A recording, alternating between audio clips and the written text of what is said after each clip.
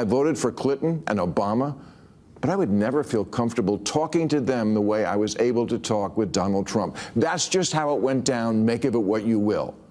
Me, I feel it's emblematic of why the Democrats are so unpopular these days. Joining me now, Democratic strategist Michael LaRosa. Michael, it's been great to have you on the show in the past and great to have you in person here. Thanks for having me. This certainly flies in the face of the caricature that's been painted of Donald Trump. We have seen, I think most notably, Gretchen Whitmer there side by side with him twice. I don't know what that does for her future political career in a Democratic primary, but it's a good sign for getting things done in America. Yeah, I think it bodes well for Governor Whitmer. It shows she's an adult. She shows leadership, right? And he's shown leadership by doing it. But of course, he shouldn't get extra credit for doing his job. That's what he's supposed to do.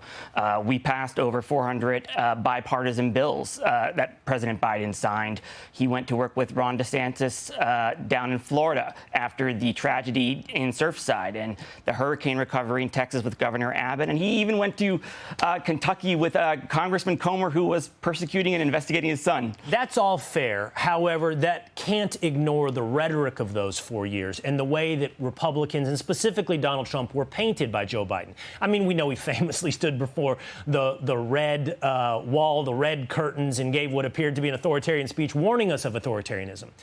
The point isn't for Donald Trump to get extra credit, Michael, but it defies the caricature that starting under Joe Biden, and one would argue even starting under Barack Obama, has been painted all of these years of Donald Trump. And I think that's the point of many of us on this side of the news, is to say we want to give people an accurate picture.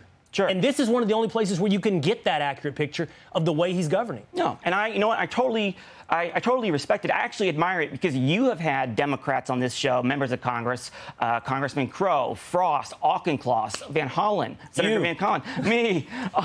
And I got to tell you, you were criticized last week by a couple of folks in the liberal progressive media echo chamber who do not do what you do. And that is actually a service to the rest of the country.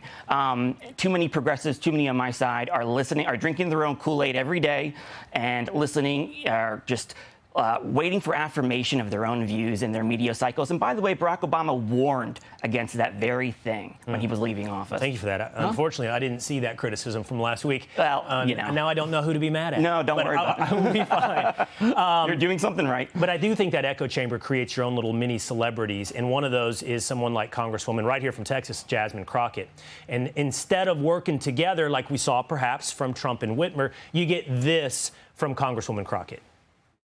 There are people that are going to tell you that there is not a table in which there is a seat for you. But I am here to remind you of Montgomery and those folding chairs. Let me tell you that we know how to use a chair, whether we pulling it up or we doing something else with it. Let me be the first one to tell you that I know that y'all are ready to put your boots on the ground. What does that mean, Michael? Doing something else with a chair? I have no idea what she's talking about. I assume the WWE. I don't know what. I guess the references to Montgomery and violence, maybe, or.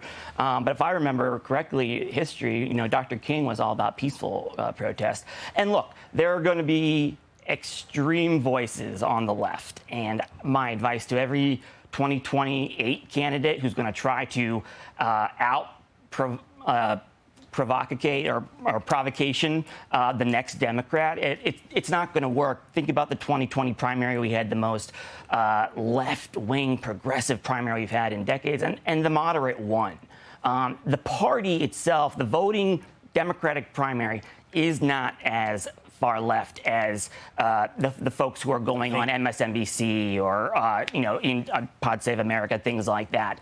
The Democratic Party, just take a look, go back 4 or 5 years to 2020, and that's what the Democratic Party looked like. We're probably going to put that to the test. We will probably see. In 2028. Whether or not that's AOC versus somebody like Gretchen Whitmer.